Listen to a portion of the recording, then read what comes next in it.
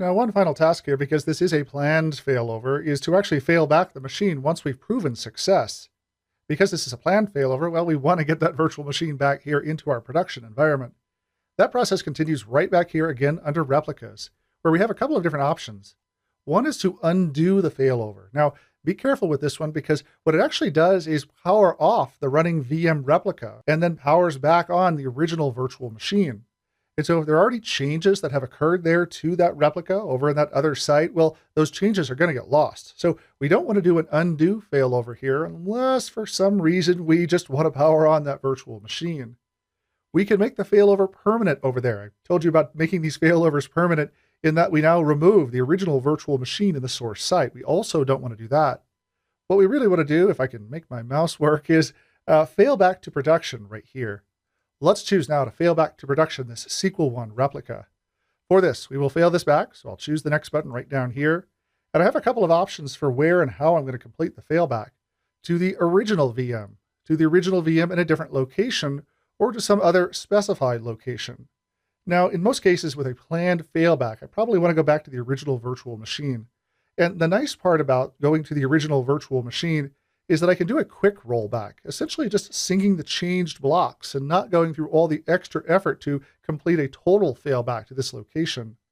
So if I have a reason to go to some other location, I can use either of these other two options here. But for our use case, what we're really trying to do is just get that virtual machine now back into our production site. So let me choose next over here and then proceed with the failback. You can see here that the replica VM will be powered off for the duration of the failback, so we'll actually have some more extended downtime as we go through the failback process than the failover process. But at least for now, let's keep that target VM powered off after the restore. So let me choose Finish over here to complete this process, and we'll once again go through all those steps to actually get that virtual machine back here to our primary environment. Now, fast forwarding things one final time here, you can see that this failback has now completed, and all the usual steps that we're used to with a failover have then just been repeated over here on the failback side. We first created a working snapshot over on the original VM. We calculated the signature on the hard disk and replicated the restore point. We then shut down that replica and applied those re-IP rules on the original source virtual machine. We then created that replica restore point and replicated over those changes and removed that working snapshot to complete this failback to the machine that is now back over here on the primary side. The final step in this process, which is actually really cool in that this is a separate step, but one that can be easy to forget to do after you complete a failback, is that it's important to then commit that failback, as you can see right up here.